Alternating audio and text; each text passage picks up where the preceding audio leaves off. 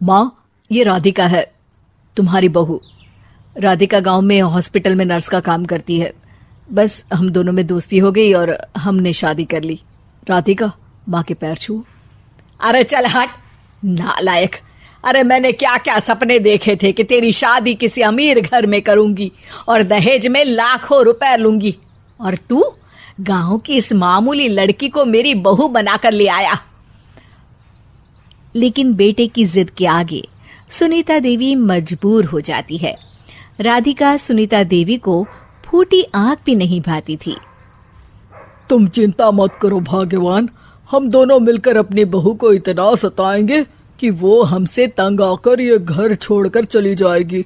फिर हम अपने बेटे की शादी किसी बड़े सेठ की बेटी से कर देंगे, ठीक है?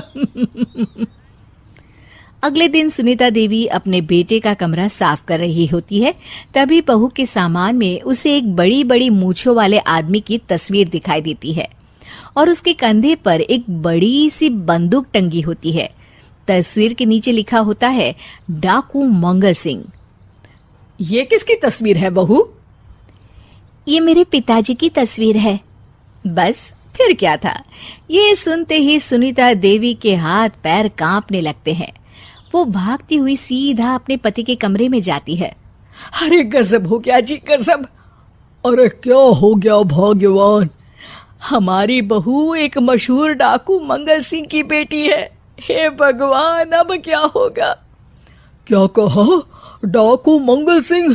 अरे मर गए रे। सुना है वो तो बड़ा ही खतरनाक डाकू है, मारता ज्यादा है गिनता कम है। लोग पुलिस वाले भी उसके नाम से कांपते हैं। अरे सुना है वो तो हर हफ्ते 2-4 लोगों का ऊपर का टिकट कटवा ही देता है। हे भगवान, अब हम क्या करेंगे? ये हमारे नालायक बेटे ने कैसी मुसीबत हमारे गले बांध दी। हाँ वो तो है, अगर हमने बहू को जरा भी तकलीफ दी तो उसका बाप मंगल सिंह हमें गोली से उड़ा देगा। अब जो मैं कहता हूँ उसे ध्यान से सुनो। तुम बहू से बिल्कुल घर के काम मत करवाना, और ध्यान रहे उसे किसी प्रकार की तकलीफ नहीं होनी चाहिए, समझ गई ना? और ऐसा ही होता है।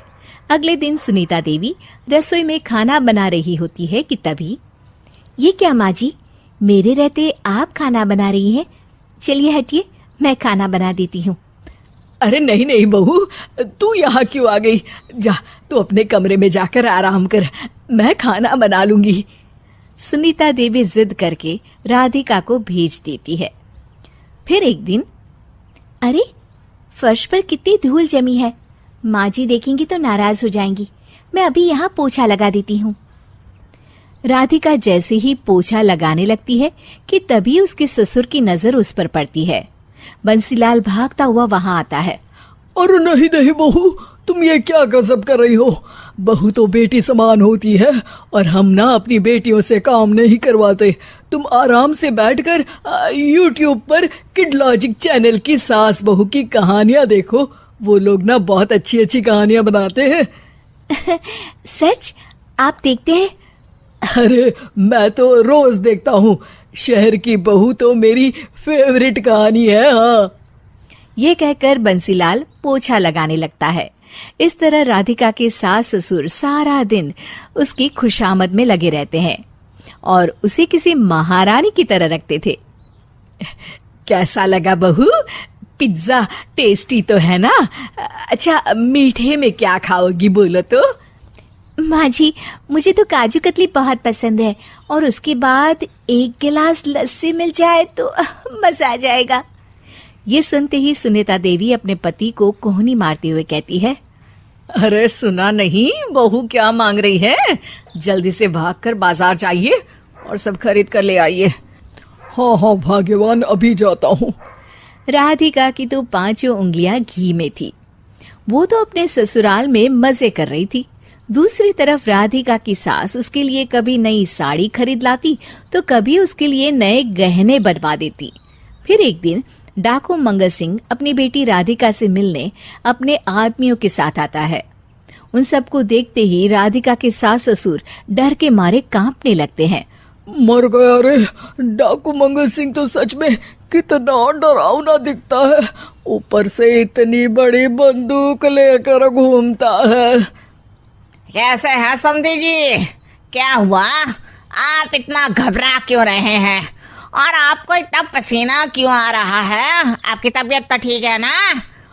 जी अभी तक तो ठीक है, पर लगता है बहुत जल्द खराब होने वाली है। क्या कहा आपने? जी कुछ नहीं, बताइए बताइए कैसे आना हुआ। दरअसल आज आपके शहर में हमारी नाटंकी मंडली का प्रोग्राम है, तो इसी बहाने सोचा बेटी का ससुराल भी देखता चलूं। ये सुनते ही राधिका के सास ससुर हैरान हो जाते हैं। क्या कहा? आप नौटंकी में काम करते हैं? हाँ माँ जी, पिताजी डाकू की एक्टिंग बहुत अच्छी करते हैं। उन्हें तो कई अवार्ड भी मिल चुके हैं।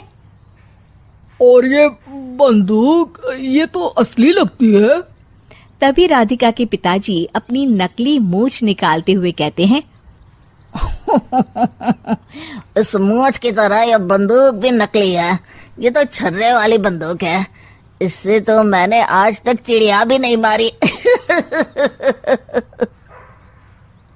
और खोदा पहाड़ निकला चूहा। इसका बाप तो मामूली नौटंकी वाला निकला, और हम इससे डर कर बहू की नौकरों की तरह सेवा कर रहे थे।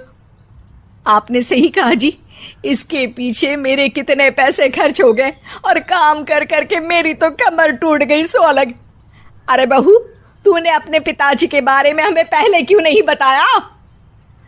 राधिका मुस्कुराते हुए कहती है, आपने तो कभी पूछा ही नहीं ना माँ जी।